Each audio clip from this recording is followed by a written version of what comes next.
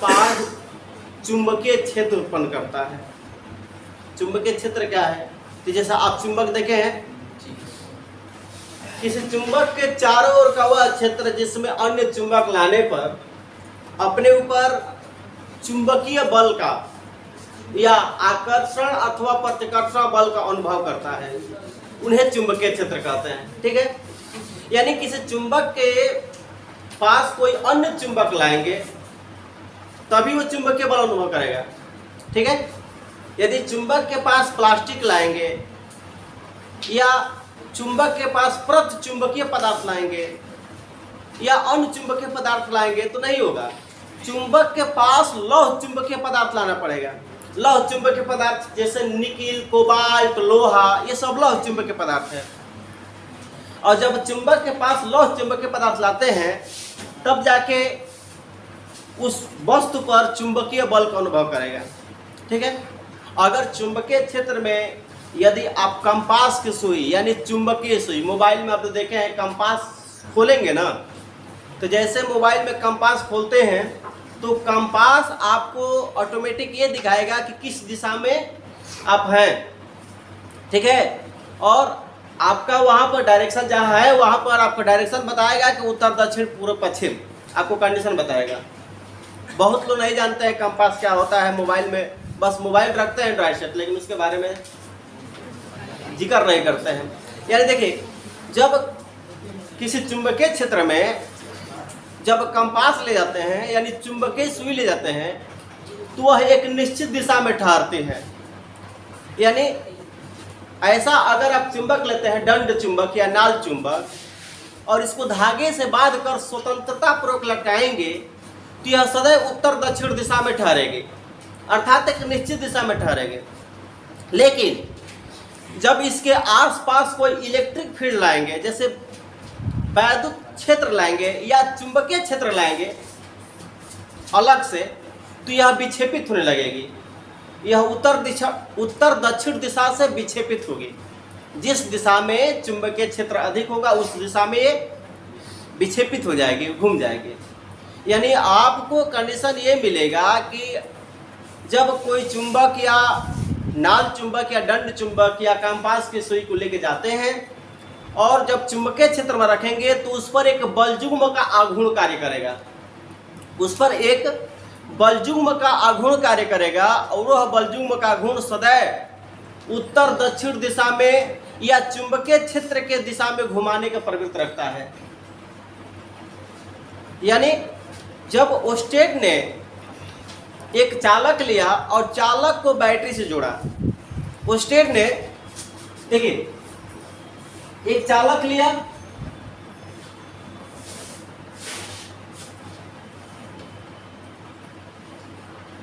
और चालक को बैटरी से जोड़ा, इसमें एक कुंजी लगा दिया।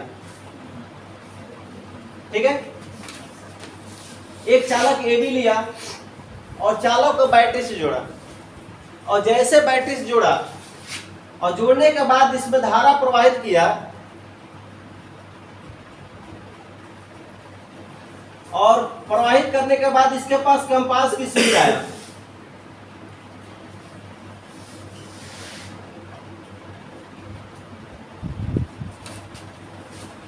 तो ये विक्षेपित होने लगी। जैसे जब धारा नहीं बहेगी तो ये एक निश्चित दिशा में ठहरेगी। जब इसमें धारा नहीं भेजा और इसके पास कंपास की सुई ले गया तो कंपास की सुई में कोई विक्षेप पैदा नहीं हुआ। लेकिन जब इसमें धारा प्रवाहित किया तो विक्षेपित होने लगी।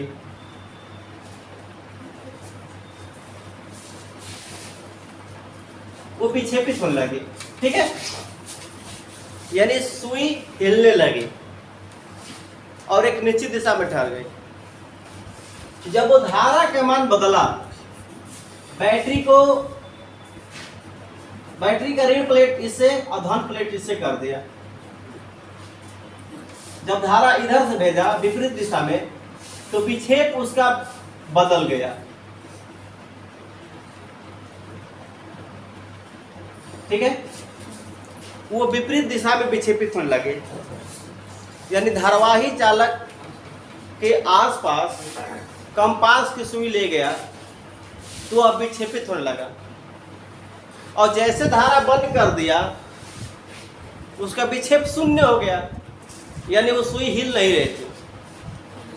लेकिन धारा का मान बढ़ाया तो विक्षेप तेजी से बढ़ा, धारा का मान घटाया तो विक्षेप कम हो गया। कंपास की सुई को यहां से तेजी से लेकर आया, धारावाही चालक के पास कंपास की सुई को तेजी से लेकर आया तो देखा तो विक्षेप तेजी से बढ़ रहा था। यानी उससे यह निष्कर्ष निकाला कि धारावाही चालक चुंबकीय क्षेत्र उत्पन्न करता है। धारावाही चालक चुंबकीय क्षेत्र उत्पन्न करता है। किसी को डाउट है? यानी ये सारे प्रयोगों के आधार पर उसने एक निष्कर्ष निकाला, वो स्टेट ने एक निष्कर्ष निकाला कि धारावाही चालक अपने आसपास चुंबकीय क्षेत्र उत्पन्न करता है। ठीक है। और चुंबकीय क्षेत्र क्या होता है? जब देखिए चुंबकीय क्षेत्र किसे कहते हैं, तो मान लें कि किसी चुंबकीय क्षेत्र में अगर कोई अन्य चुंबकीय पदार्थ लाते हैं तो उसके ऊपर एक चुंबकीय बल युग्म का आघूर्ण कार्य करता है जो एक निश्चित दिशा में घुमाने का प्रवृत्ति रखता है। यानी हम बोल सकते हैं कि किसी चुंबकीय क्षेत्र में, है ना, यानी किसी क्षेत्र में अगर चुंबकीय सुई लाया जाए तो वह उस पर एक बल युग्म का आघूर्ण कार्य करने लगेगा, उस पर एक बल युग्म का आघूर्ण कार्य करेगा जो क्षेत्र की दिशा में घुमाने का प्रवृत्ति रखेगा, उसे चुंबकीय क्षेत्र कहते हैं।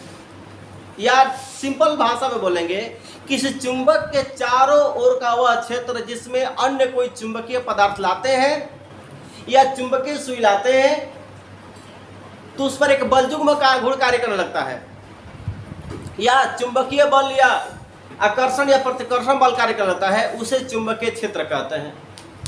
किसी को डाउट? अब जो है वो स्टेट के प्रयोगों के आधार पर बताया गया कि धारावाही चालक अपने आसपास चुंबकीय क्षेत्र उत्पन्न करता है। इस पर बायो और सेवर्ट ने प्रयोग किए। बायो और सेवर्ट ने अपने प्रयोगों के आधार पर बताया। देखिए यहाँ पे इसमें किसी को देखा तो देखिए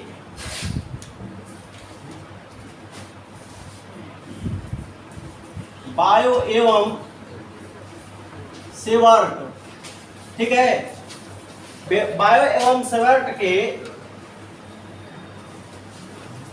नियमानुसार, बायो एवं सेवर्ट के नियमानुसार उन्होंने बताया कि धारावाही चालक, है ना, धारावाही चालक अपने आसपास चुंबकीय क्षेत्र उत्पन्न करता है।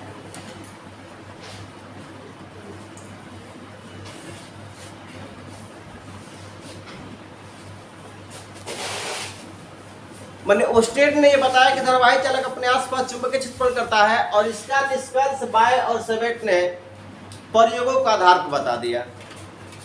प्रयोगों के आधार पर बताया कि कितना चुंबकीय क्षेत्र किस दिशा में लगता है, जबकि वो बताया स्टेट ने कि धारावाही चालक एक निश्चित दिशा में लगता है, लेकिन उसका परिमाण नहीं बताया कि कितना लगता है कितना नहीं। बाय और सेवेट ने मिलकर एक समान चुंबकीय क्षेत्र के आसपास किसी बिंदु पर चुंबकीय क्षेत्र की तीव्रता का संबंध बताया। एक समान चुंबकीय क्षेत्र माने धारावाही चालक के आसपास, धारावाही चालक के आसपास किसी बिंदु पर चुंबकीय क्षेत्र की तीव्रता का सूत्र का निर्माण किया। तो यानी आपका जैसे पेपर में आता है, हेडिंग कैसे आता है ये भी ध्यान दीजिएगा। देगा कि बायो और सेवेट के नियमों का स्पष्ट कीजिए, या बायो सेवेट के नियमों का व्यंजक लिखिए, या ये बोलता है कि धारावाही चालक, है ना, धारावाही चालक के आसपास उत्पन्न चुंबकीय क्षेत्र की तीव्रता। ठीक है, तो देखो कैसे बोर्ड में प्रूफ करोगे, एकदम इजी है। थोड़ा सा बारीकी से सोचोगे तो देखो, आप सबसे पहले देखो पेपर में आप अगर बैठते हो तो ये दिमाग में होना चाहिए कि धारावाही चालक के कारण किसी बिंदु पर उत्पन्न चुंबकीय क्षेत्र की तीव्रता का सूत्र क्या है। कम से कम यहाँ तो दिमाग में रखना पड़ेगा। यानी आपका होता है B बराबर μ0/4 I del L sine theta upon में r²। ये बायो सेवर्ट का नियम है। ठीक है, ये बायो सेवर्ट का नियम है। देखिए B बराबर μ0/4 I del L sine theta upon में r²। अब देखो क्या करोगे, इसे भाई एक तार लोगे, ऐसा तार ले लिए और इस तार में एक छोटा सा खंड ले लिए डेल L। ये छोटा सा डेल L क्या है, एक छोटा सा खंड है डेल L, और इस खंड में I धारा प्रवाहित की जा रही है। इस खंड से, इस चालक खंड से R दूरी पर कोई बिंदु P ले लीजिए। इस चालक खंड से R दूरी पर कोई बिंदु P ले लीजिए, और यह जो बिंदु P, देखिए ये चालक खंड और ये बिंदु P को मिलाने वाली रेखा तथा चालक में बहने धारा की दिशा। देखिए चालक में बहने धारा की दिशा तथा चालक खंड से मिलाने वाली रेखा के बीच बना कोण अगर थीटा हो, ठीक है, इसके बीच बना कोण थीटा हो, तब इस पर आप निकालेंगे बायो सेवर्ट का नियम। तो देखिए आपने क्या लिया, एक चालक खंड लिया। चालक खंड में यानी आप I धारा प्रवाहित किए, इस चालक खंड से R दूरी पर कोई बिंदु P लिया जिस पर चुंबकीय क्षेत्र की तीव्रता ज्ञात करनी है। और यह क्या है, इससे माने जो चालक खंड, देखिए चालक खंड से उस बिंदु को मिलाने वाली रेखा तथा चालक में बहने धारा की दिशा के बीच बना कोण थीटा है। ठीक है, क्यों जी, क्या है भैया लिख रहा है, अरे यहाँ देखो ना, एक ने बड़े सबरे कहते लेकिन कि सर आप कभी हंसते नहीं हैं, आपके चेहरे पर हम हमेशा सीरियस रहते हैं। अरे वो हंसते हैं, हम भी इंसान हैं, लेकिन पढ़ाते तो पढ़ाने में हंसी किस बात की, पढ़ाने में नौटंकी किस बात की। तो हंसते तो हमेशा रहते हैं, लेकिन उसको दिखाई नहीं देता है ना। नहीं तो हम तो ऐसे इंसान हैं कि महफिल भी रोएगी, हर दिल भी रोएगा। महफिल भी रोएगी, हर दिल भी रोएगा, डूबी जो कश्ती तो साहिल भी रोएगा। मेरा भाल है, अभी शुरू किए नहीं चले हम आप लोग करते हैं।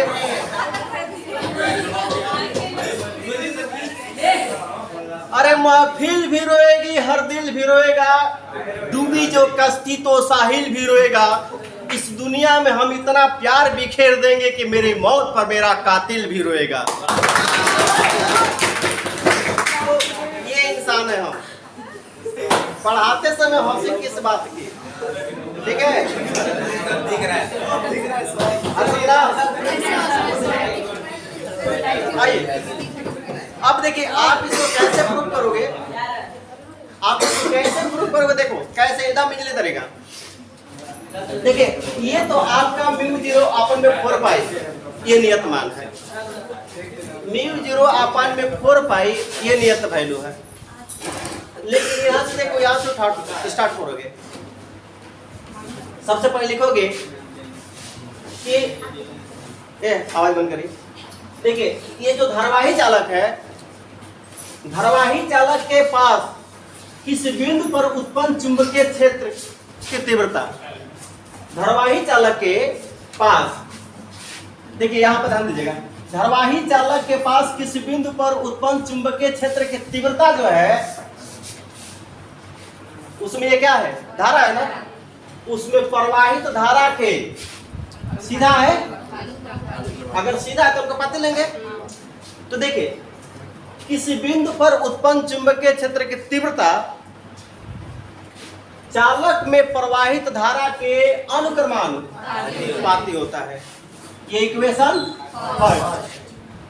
फिर आप नीचे आएंगे, लिखेंगे किसी बिंदु पर उत्पन्न चुंबकीय क्षेत्र की तीव्रता, किसी बिंदु पर उत्पन्न चुंबकीय क्षेत्र की तीव्रता चालक खंड के लंबाई, देख रहे हैं ना, किसी बिंदु पर उत्पन्न चुंबकीय क्षेत्र की तीव्रता चालक खंड के लंबाई के अनुक्रमानुपाती होता है। ठीक है, अगला देखिए, अब यहां से लीजिए ये वाला, ये क्या है, साइन थीटा है। अब थोड़ा इस चीज को बोलने में थोड़ा सा लंबा है प्रोसेस। ये क्या है, थीटा देखिए, इसको जिया बोलते हैं, साइन को जिया बोलते हैं, आकाश को कोजिया कहते हैं, लेकिन यहाँ पर जिया है। तो बोलेंगे उस बिंदु पर उत्पन्न चुंबकीय क्षेत्र की तीव्रता, ये हमेशा बोलेंगे, उस बिंदु पर उत्पन्न चुंबकीय क्षेत्र की तीव्रता चालक खंड, देख रहे हैं ये चालक खंड, चालक खंड से उस बिंदु को मिलाने वाली रेखा, चालक खंड से उस बिंदु को मिलाने वाली रेखा तथा चालक में बहने धारा की दिशा, अब ऐसे नहीं, ऐसे चालक में बहने वाली धारा की दिशा के बीच बने कोण, देख रहे हैं ना, देखिए चालक खंड से उस बिंदु को मिलाने वाली रेखा, चालक खंड से उस बिंदु को मिलाने वाली रेखा तथा चालक में बहने वाली धारा की दिशा के बीच बने कोण के जिया के अनुक्रमानुपाती। कोई दिक्कत है? फिर सुन लीजिए, उस बिंदु पर उत्पन्न चुंबकीय क्षेत्र की तीव्रता, ये जो है क्या है, थीटा क्या है, तो देखिए थीटा कहाँ बन रहा है, तो देखिए थीटा ये रेखा और ये रेखा के बीच में बन रहा है।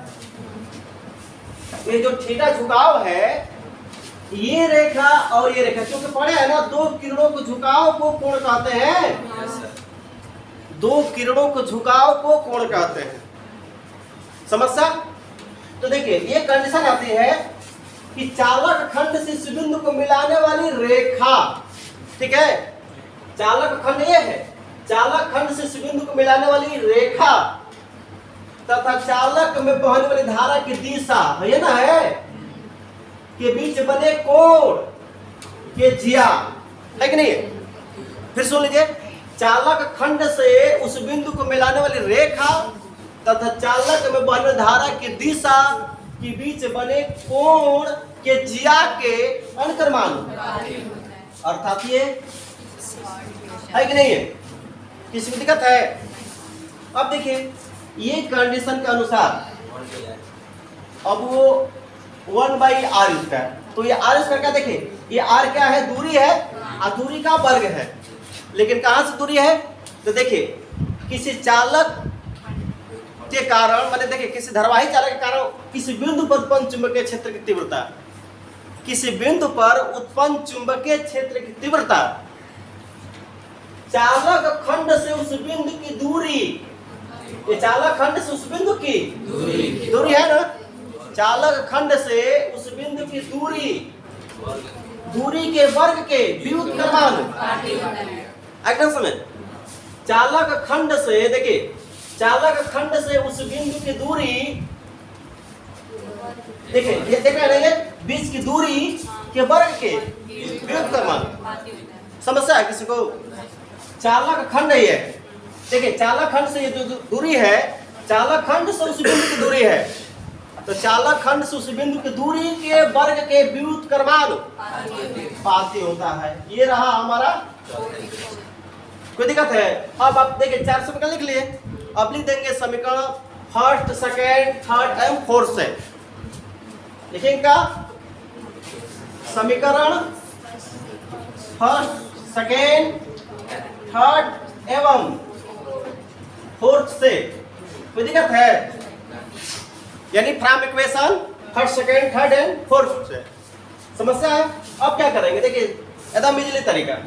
आप क्या करेंगे कि बी अनुपाती आई डेल एल साइन थीटा अपन में आर स्क्वायर है कि नहीं। या क्या करेंगे, देखिए यहां पर इसको हटा देंगे, यानी समीकरण फर्स्ट हो सकता है। क्या लिखेंगे, बी अनुपाती आई डेल एल साइन थीटा अपन में, और जैसे आप अनुपाती का चिन्ह हटाते हैं तो नियतांक लगाते हैं, तो सब सूत्रों के लिए अलग अलग नियतांक होता है, ठीक है। एक नियत वैल्यू b बराबर म्यू 0 अपन में 4 पाई आई डेल एल अपन में, ये रहा आपका चुंबकीय क्षेत्र, ठीक है। यानी धारावाही चालक के आसपास किसी बिंदु पर चुंबकीय क्षेत्र की तीव्रता का सूत्र या व्यंजक बोलते हैं। धारावाही चालक के आसपास किसी बिंदु पर उत्पन्न चुंबकीय क्षेत्र की तीव्रता या उसका तीव्रता के व्यंजक का निगमन कीजिए, ऐसे पेपर में आता है। किसी को डाउट रहा तो बायो सेवेट क्या व्यंजक लिखिए, चाहे धारावाही चालक के आसपास किसी बिंदु पर उत्पन्न चुंबकीय क्षेत्र की तीव्रता का व्यंजक लिखिए। तो आपको बस इतना दिमाग में रखना है कि आप केवल सूत्र रखिएगा, आपको कोई प्रूफ नहीं करना। आप कहते हैं कि सर मुझे थ्योरी आती नहीं, अरे काहे नहीं आती भैया, आप उसको ध्यान नहीं देते हैं। केवल आप सूत्र देखिए। देखिए आपको मैं बताता हूँ, देखिए यहाँ से आप सिंपल ही बात है कि भैया सीधे बात तो समानुपाती और उल्टा बात तो व्युत्क्रमानुपाती। तो बी यही ना खुलियाम देखा, बी अनुपाती आई, बी अनुपाती डेल एल, बी अनुपाती साइन थीटा, बी व्युत्क्रमानुपाती आर स्क्वायर। अगर आप कुछ भी नहीं जानते हैं, नहीं बोलने आता है पेपर में, तो आप ऐसे भी लिख सकते हैं। इसको पता होना चाहिए कि क्या है, चुंबकीय क्षेत्र है। तो धारावाही चालक के आसपास किसी बिंदु पर उत्पन्न चुंबकीय क्षेत्र, उसमें प्रवाहित धारा का अनुपात या समानुपाती, उस बिंदु पर उत्पन्न चुंबकीय क्षेत्र चालक खंड के लंबाई के समानुपाती, उस बिंदु पर उत्पन्न चुंबकीय क्षेत्र चालक खंड से उस बिंदु को मिलाने वाली रेखा तथा चालक में धारा की दिशा के बीच बने कोण के जिया के समान तथा चालक खंड से उस बिंदु की दूरी के वर्ग के व्युत्क्रमानुपाती। समीकरण फर्स्ट सेकंड थर्ड से 4 को बना दिए, आप तुरंत बना देंगे, इसे हो गया। अगले समय इसे लाप्लास का सूत्र भी कहते हैं, लाप्लास है ना, बाहर से वर्ग का सूत्र ये है, लाप्लास का भी सूत्र कहते हैं। और यहाँ ये जो मान होता है म्यू 0 अपन में 4 पाई का जो मान होता है, ठीक है, आवाज बंद करें थोड़ा सा, इसका मान 10 के पावर माइनस 7, इसका मान कितना होता है। अच्छा मान लो कि आपका इसका मात्रक तैयार नहीं कि मात्रक क्या लिखना है ना, ऐसे न्यूटन प्रति एम्पीयर का, लेकिन कैसे मात्रक निकालोगे। तो देखिए आपने पढ़ा होगा, देखिए इसका मान निकालना है, तो इसको मान निकालने के लिए देखिए ये म्यू 0 अपन में 4 पाई, इसको सूत्र है। और ये देखिए बी आर स्क्वायर अपन में आई और डेल एल, और साइन थीटा का यहाँ पर झुकाव का मतलब नहीं है, क्योंकि कोण का मात्रक रेडियन होता है, लेकिन साइन थीटा का कोई मात्रक नहीं होता है। यहाँ पढ़ेंगे F equal to I B L, है ना, I B F equal to पढ़ेंगे आई बी एल। ये है धारावाही चालक के आसपास किस बिंदु पर उत्पन्न चुंबकीय क्षेत्र, अरे सॉरी मिस्टेक हो गया, धारावाही चालक पर लगने वाला बल है, धारावाही चालक पर लगने वाला बल, एक समान चुंबकीय क्षेत्र में धारावाही चालक पर लगने वाला बल का सूत्र है। अब यहाँ से आप यहाँ से निकाल सकते हैं, देखिए B का मात्रक F by I into L, बल का मात्रक और धारा का मात्रक एम्पियर और ये मीटर। तो चुंबकीय क्षेत्र B का मात्रक हो गया न्यूटन प्रति एम्पियर, चुंबकीय क्षेत्र B का मात्रक क्या हो गया, यहाँ से आप निकाल लेंगे न्यूटन पर, देखिए इसका मात्रक न्यूटन पर एम्पियर मीटर। किसी को दिक्कत है, तो आप यहाँ चुंबकीय क्षेत्र का मात्रक न्यूटन प्रति एम्पियर मीटर या इसको टेस्ला बोलते हैं, या क्या बोलते हैं, टेस्ला। समस्या है। तो इसका चुंबकीय क्षेत्र का मात्रक क्या हो गया, न्यूटन प्रति एम्पियर मीटर या टेस्ला। अब हमें मात्रक निकालना है, मान लीजिए इसका म्यू जीरो का। तो पहले देखिए ये बताइए इसका मात्रक क्या होगा, न्यूटन पर एम्पियर और फिर दूरी का मीटर स्क्वायर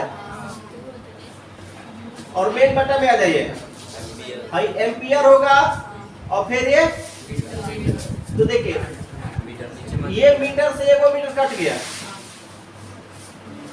न्यूटन और ये एम्पियर नीचे आ जाएगा और फिर एक एम्पियर नीचे है और ऊपर एक मीटर बचा, तो मीटर से मीटर। अब देखिए म्यू जीरो अपन में 4 पाई का मात्रक जो हो जाएगा न्यूटन पर एम्पियर का, ठीक है। यानी देखिए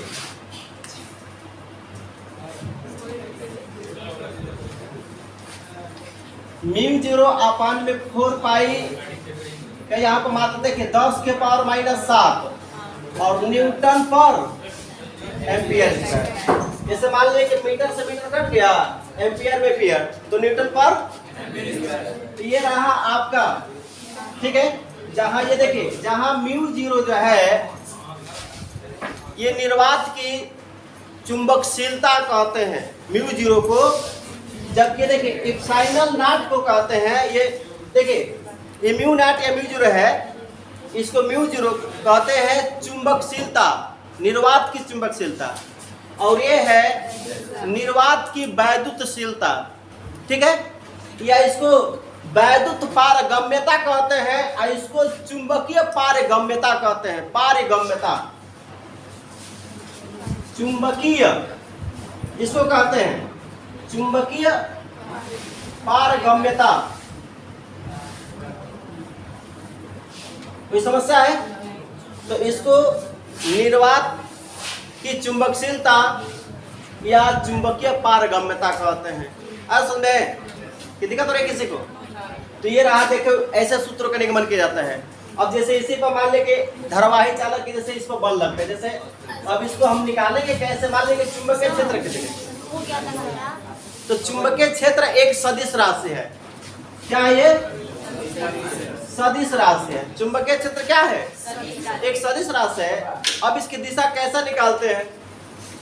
तो चुंबकीय क्षेत्र की दिशा निकालने के लिए देखें, ये क्या कौन सा हाथ है हमारा? ये कौन हाथ है? दाएं हाथ है ना? दाएं हाथ अगर ऐसा फैला तो इसको बोलते हैं दाएं हाथ। और ये देखो ये फैले उंगलियां है ना, ये अंगूठा है ना, तो अंगूठा फैली उंगलियों के लंबवत हो। तो जब अंगूठा फैले उंगलियों के लंबवत हो, हम अपने दाएं हाथ के 5 अंगुलियों को इस प्रकार फैलाएं कि अंगूठा फैले उंगलियों के, इसे कहते हैं दाएं हाथ का हथेली का नियम नंबर 2, ठीक है। नियम नंबर 2 दाएं हाथ का हथेली का नियम, ठीक है। तो आइए दाएं हाथ का हथेली का नियम समझिए। ये देखिए ये जो आपका अंगूठा है और ये आपका फैले उंगलियां है, अगर हम इस प्रकार रखें तो देखिए ये जायज है बात है कि अगर चालक, देखिए अंगूठा जो है चालक में बहने वाली धारा की दिशा को प्रदर्शित करते हैं। यदि अंगूठा चालक में बहने वाली धारा को दिशा को प्रदर्शित करती है, तो है देख रहा है ना फैले उंगलियों को लंबवत धक्का देने की दिशा में चुंबकीय क्षेत्र B को दिशा को प्रदर्शित करेगी। जैसे मान लीजिए, आइए ये जैसे क्या है, ये आपका मार्कर है। मान लीजिए कि मार्कर एक चालक बन गया और चालक में धारा नीचे से ऊपर जा रही है। कहाँ जा रही है? नीचे से ऊपर जा रही है। तो अगर ऐसे धारा ऊपर नीचे से ऊपर जा रही है, तो यानी अंगूठा चालक में बहने वाली धारा को दिशा को प्रदर्शित करती है। तो समझिए कि जो फैले उंगलियां है इसके लंबा दिशा में धक्का इधर देंगे ना, देखिए फैली हुई अंगुलियों के लंबवत दिशा में, माने धक्का देने के लंबवत दिशा में, फैली अंगुलियों के लंबवत धक्का देने की दिशा में चुंबकीय क्षेत्र के B का दिशा होगा इस दिशा में चुंबकीय क्षेत्र होगा, धक्का देने की दिशा में, कोई दिक्कत है? या दूसरे से मैक्सवेल के कार्क स्क्रू नियम पढ़े होंगे, या पेंचकस नियम, मैक्सवेल का कार्क स्क्रू नियम या पेंचकस नियम आपने उसमें पढ़ा होगा कि यदि हम पेचकस को इस प्रकार पकड़े कि देखिए अंगूठा लिपटे उंगलियों के लंबवत हो, या हम ऐसे भी पकड़ सकते हैं, लेकिन ऐसे ज्यादातर पकड़ना उचित रहता है। और हम पकड़कर अगर हम इसको दक्षिणावर्त घुमाएं, इधर से जब दक्षिणावर्त घुमाएंगे तो स्क्रू की नोक नीचे, अब वामावर्त घुमाएंगे तो स्क्रू की नोक, कोई दिक्कत है? जब हम इसको दक्षिणावर्त घुमाएंगे, मतलब दक्षिणावर्त माने ऐसे, अब वामावर्त माने ऐसे, तो जब हम दक्षिणावर्त घुमाते हैं, कोई दिक्कत है? जब दक्षिणावर्त घुमाते हैं तो स्क्रू का नोक नीचे, और वामावर्त घुमाते हैं तो स्क्रू का नोक, तो देखिए अगर ऐसे घुमाते हैं तो स्क्रू का नोक, तो यदि स्क्रू का नोक धारा की दिशा को प्रदर्शित करता है, यदि स्क्रू का नोक धारा की दिशा को प्रदर्शित करता है, तो घूर्णन की दिशा चुंबकीय क्षेत्र B की दिशा को प्रदर्शित करेगा। क्यों? देखिए अगर हम ऐसे घुमाते हैं दक्षिणावर्त तो धारा नीचे जाएगी, तो चुंबकीय क्षेत्र ऐसे ऐसे नहीं जाएगा, जैसे ऐसे होगा, ऐसे हम घुमा रहे हैं तो घूर्णन की दिशा में होगी। अगर वामावर्त घुमाते हैं तो चुंबकीय क्षेत्र इस दिशा में होगी। किसी को समस्या? तो धारावाही चालक के आसपास किसी बिंदु पर चुंबकीय क्षेत्र की दिशा ज्ञात करने के लिए दाएं हाथ के हथेली नियम, हथेली लेते हैं, दाएं हाथ के हथेली, और मैक्सवेल का कार्क स्क्रू नियम और दाएं हाथ के हथेली का नियम। कोई दिक्कत है? हम दो विधियों से चुंबकीय क्षेत्र की दिशा को ज्ञात कर सकते हैं, दाएं हाथ के हथेली का नियम या मैक्सवेल का कार्क स्क्रू नियम। किसी को समस्या है? अब जैसे देखिए मान लीजिए तो कंडीशन है, अब थोड़ा सा मान लें कि धारावाही चालक जैसे कंडीशन आता है कि लॉरेंज बल के बारे में 5 मिनट और लेंगे, 5 मिनट से लेंगे।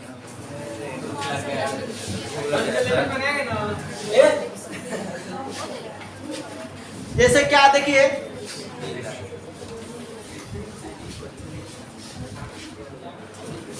लॉरेंज बल क्या है? लॉरेंज बल, सबसे पहले देखिए लॉरेंज बल का मतलब क्या होता है।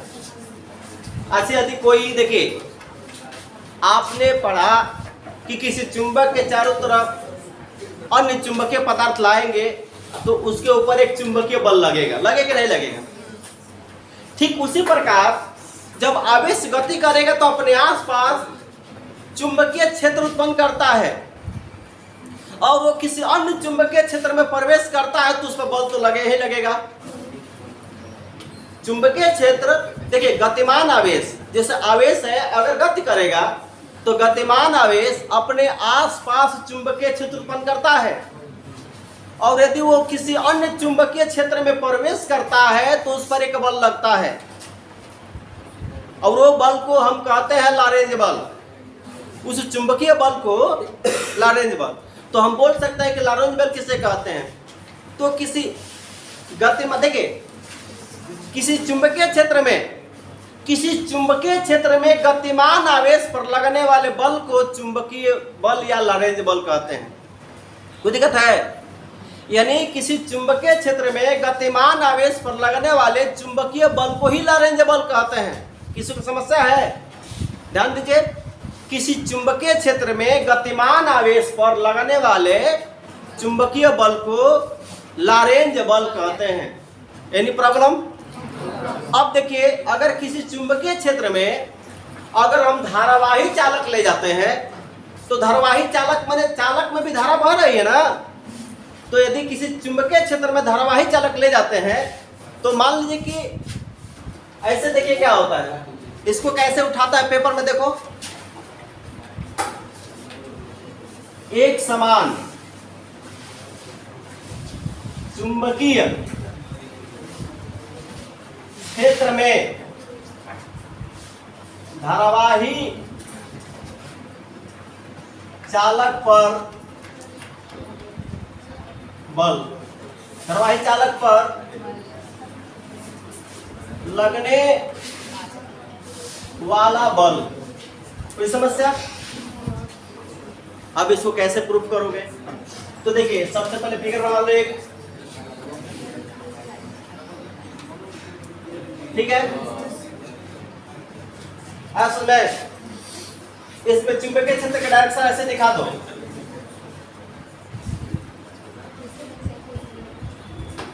समझो कि ये चुंबकीय क्षेत्र की डायरेक्शन है, ये चुंबकीय क्षेत्र बी का डायरेक्शन है, जो बाह्य चुंबकीय क्षेत्र है, ठीक है। इसको बाह्य बोल सकता है कि बाह्य चुंबकीय क्षेत्र पे। तो बाह्य चुंबकीय क्षेत्र में एक हम चालक रखेंगे, धारावाही चालक, है ना। मान ले कि चालक की लंबाई L है और इसमें प्रवाही धारा I है, प्रवाहित धारा I है। तो क्या करना, यानी इस कंडीशन के अनुसार एक ये चालक लिए, है ना, जिसकी लंबाई L है और ये बाह्य चुंबकीय क्षेत्र माने B में थीटा कोण से झुका हुआ है और चालक में I धारा प्रवाहित कर रहे हैं।